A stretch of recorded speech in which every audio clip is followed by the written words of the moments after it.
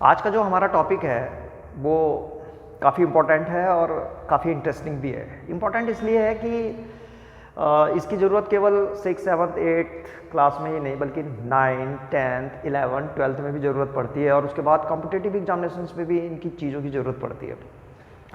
और इंटरेस्टिंग इसलिए है कि इसको हम बचपन से पढ़ते हुए आते हैं। जब हम 4th 5th में रहते हैं तो हम पढ़ते हैं natural number, whole number, even number, prime number, यानी कि सम संख्या, प्राकृतिक संख्याएं, अभाज्य संख्याएं, इस तरह पढ़ते हैं। उसके बाद जब हम थोड़ा ऊपर की क्लासों में जाते हैं 9, 10 में, तो हम पढ़ते हैं रेशनल नंबर, इरेशनल नंबर, परिमेय संख्याएं, अपरिमेय संख्याएं। उसके बाद जब हम और बड़ी क्लासेस में जाते हैं 11, 12 में, तो हम इमेजिनरी नंबर्स इस तरह पढ़ते हैं। तो यानी कि हम पढ़ते हैं इनको, लेकिन क्या हुआ कि आज तक हमने इसको किस्तों में पढ़ा, यानी तो बहुत सारे नंबर बिखरे पड़े हुए हैं। आज हम उनको समेटेंगे और उनको एक अच्छे क्रम में व्यवस्थित करेंगे, यानी कि वेल डिफाइंड ऑर्डर में रखेंगे, ताकि वो हमें हमेशा के लिए याद रहें और उसको हम अच्छी तरह से समझ सकें और जो भी एक क्वेश्चन हमसे पूछा जाए तो हम उसका ढंग से आंसर दे सकें। तो शुरू करते हैं।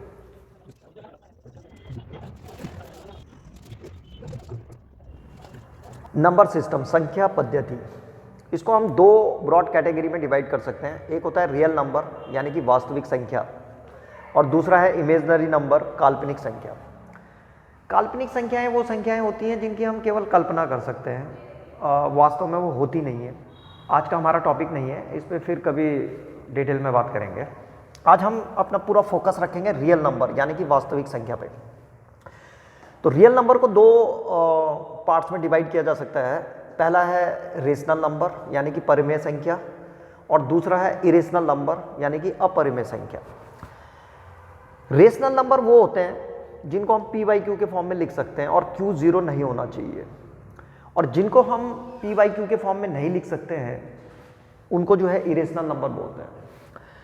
तो अभी फिलहाल हम पहले इसके जो रेशनल नंबर है इसको थोड़ा और डिटेल में पढ़ेंगे, तब हम उसके बाद इरेशनल नंबर को भी समझेंगे। तो अब चलते हैं। ये जो रेशनल नंबर होता है इसको इंटीजर्स यानी कि पूर्णांक संख्या और फ्रैक्शंस, डेसिमल्स यानी कि भिन्न और दशमलव, दो पार्ट्स में डिवाइड किया जा सकता है। तो सबसे पहले अगर हम इंटीजर्स को देखें तो ये इंटीजर्स हैं 1, 2, 3, 0, -1, -2, -3, ये सारे के सारे इंटीजर्स हैं। इंटीजर्स को भी 3 पार्ट्स में डिवाइड किया जा सकता है। पॉजिटिव इंटीजर्स यानी कि धन पूर्णांक, जीरो इंटीजर्स यानी कि जीरो पूर्णांक, और नेगेटिव इंटीजर्स यानी कि ऋणात्मक पूर्णांक संख्या। तो यहाँ पे एक नंबर लाइन भी खींच रखी है मैंने। यहाँ पे 0 ये जीरो इंटीजर है, और इसके इधर जो है 1, 2, 3 ये सारे के सारे पॉजिटिव इंटीजर्स होते हैं, और 0 के इस साइड -1, -2, -3 ये नेगेटिव इंटीजर्स होते हैं और इन्फिनिटी तक जाते हैं। ये यहाँ पे हम देख रहे होंगे कि यहाँ से 1 से लेकर के 2 के बीच में भी और नंबर होते हैं, बहुत सारे नंबर होते हैं 1 से लेकर 2 के बीच में, ऐसे 2 से लेकर 3 के बीच में भी बहुत सारे नंबर होते हैं, इनके बीच में भी बहुत सारे नंबर होते हैं। उन्हीं नंबरों को फ्रैक्शंस या डेसिमल्स बोलते हैं हम। तो इन नंबरों को अगेन हम दो पार्ट्स में डिवाइड कर सकते हैं डेसिमल्स को। वो होता है टर्मिनेटिंग डेसिमल्स यानी कि शांत दशमलव, और नॉन टर्मिनेटिंग डेसिमल्स यानी कि अशांत दशमलव। टर्मिनेटिंग डेसिमल्स वो होते हैं, जैसे टर्मिनेटिंग डेसिमल्स का मतलब हो गया, जैसे मान लीजिए जैसे 2/5 है, ठीक है। इसको अगर हम सॉल्व करेंगे तो इसकी वैल्यू आती है 0.4। तो ये जो है टर्मिनेटिंग डेसिमल्स है। अगर हम एक दूसरा एग्जांपल देखें, मान लीजिए यहाँ पे 2/3 होता और इसको हम निकालते तो इसकी वैल्यू आएगी 0.6666 आती रहेगी। तो इसको बोलते हैं नॉन टर्मिनेटिंग डेसिमल्स, यानी कि जो कभी खत्म ही नहीं होते। अगर हम इसको डिवाइड करते रहेंगे तो आता रहेगा 0.66666 चलता रहेगा। फिर से अगेन नॉन टर्मिनेटिंग डेसिमल्स जो होते हैं ये वाले, इसको हम दो पार्ट्स में डिवाइड कर सकते हैं। एक होता है रिकरिंग डेसिमल्स और एक होता है non recurring decimals. Recurring decimals का एग्जांपल ये वाला है, ये दरअसल नॉन टर्मिनेटिंग और रिकरिंग डेसिमल्स है। नॉन टर्मिनेटिंग का मतलब होता है जो कभी खत्म नहीं होता, और रिकरिंग का मतलब इसको रिपीटिंग डेसिमल्स भी बोलते हैं, यानी कि जो बार बार रिपीट होता है। तो जैसे 0.666 आ रहा है, ये रिपीट हो रहा है। नॉन रिकरिंग डेसिमल्स में वो नंबर आते हैं जो नॉन टर्मिनेटिंग, और नॉन रिकरिंग डेसिमल्स में वो नंबर आते हैं जो ना तो खत्म होते हैं और ना ही रिपीट होते हैं। इसका मैं एक एग्जांपल लिख रहा हूँ यहाँ पे। जैसे for example 0.0100100001000001 and so on. तो इस तरीके से चलता रहेगा। तो ये इसको बोलते हैं हम नॉन टर्मिनेटिंग और नॉन रिकरिंग डेसिमल्स। यहाँ पे एक चीज़ समझने वाली है, इसको हम पी बाई क्यू के फॉर्म में नहीं लिख सकते। और आप लोग देख रहे होंगे यहाँ पे रेड कलर में लिखा हुआ है ये, और इरेशनल नंबर को भी रेड कलर में लिखा हुआ है। ये वो नंबर थे जिनको पी बाई क्यू के फॉर्म में नहीं लिख सकते। और यहाँ पे नॉन रिकरिंग डेसिमल हैं जो, इनको भी हम पी बाई क्यू के फॉर्म में नहीं लिख सकते। तो इसका मतलब यही नंबर जो होते हैं, कैसे नंबर हैं ये? इरेशनल नंबर, यानी कि अपरिमेय संख्या।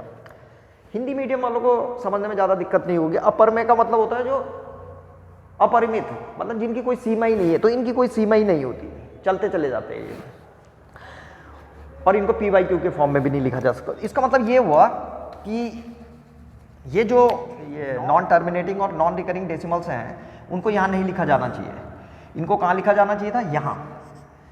तो जितने भी इरेशनल नंबर होते हैं वो नॉन रिकरिंग और नॉन टर्मिनेटिंग और नॉन रिकरिंग डेसिमल्स हैं। ये हम लोगों को समझ लेना चाहिए।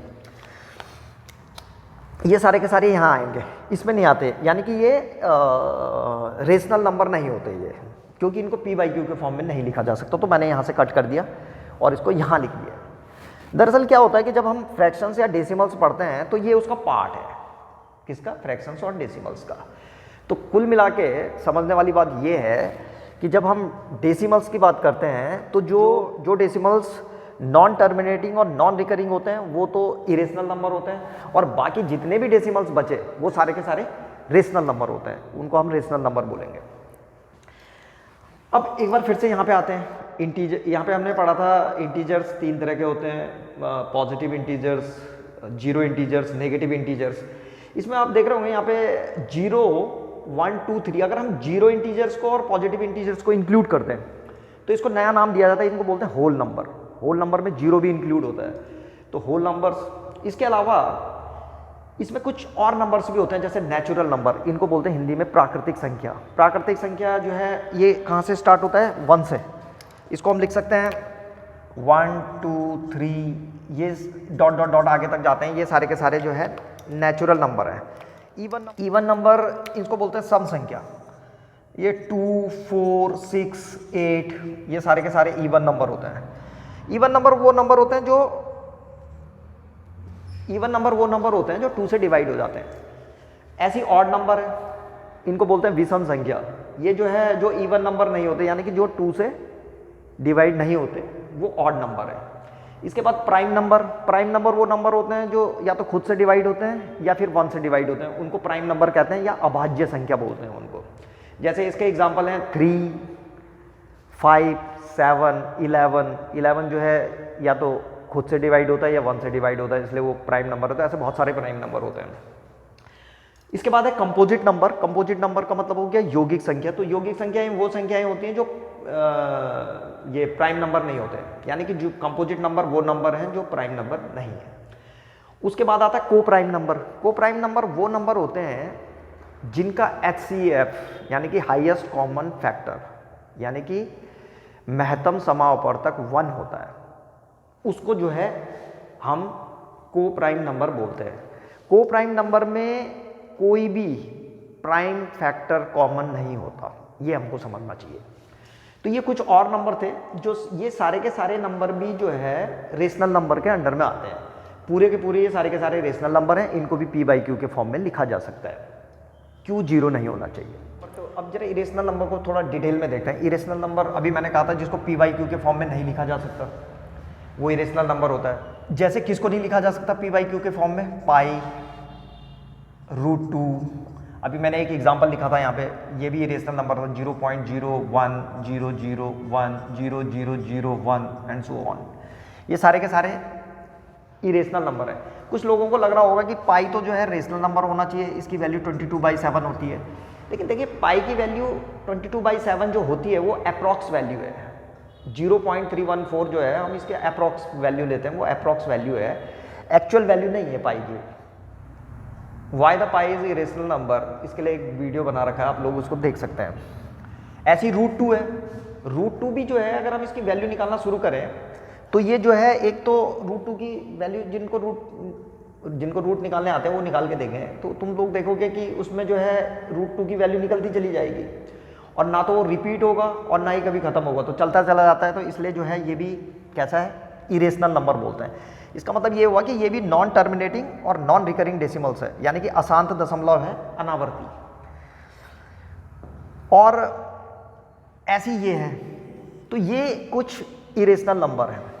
इस चार्ट को बनाने का जो मेन उद्देश्य था वो ये है कि आप लोग एक साथ जो है सारे नंबरों को देख सके कि किस नंबर की पोजीशन कहाँ पे है।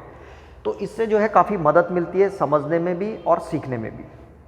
तो मुझे उम्मीद है कि आप लोगों की समझ में काफ़ी कुछ आया होगा, और बाकी इसके पार्ट 2 में इन सब के बारे में हम डिटेल में सीखेंगे। फिलहाल इसमें इतना ही। धन्यवाद। Thank you very much for watching.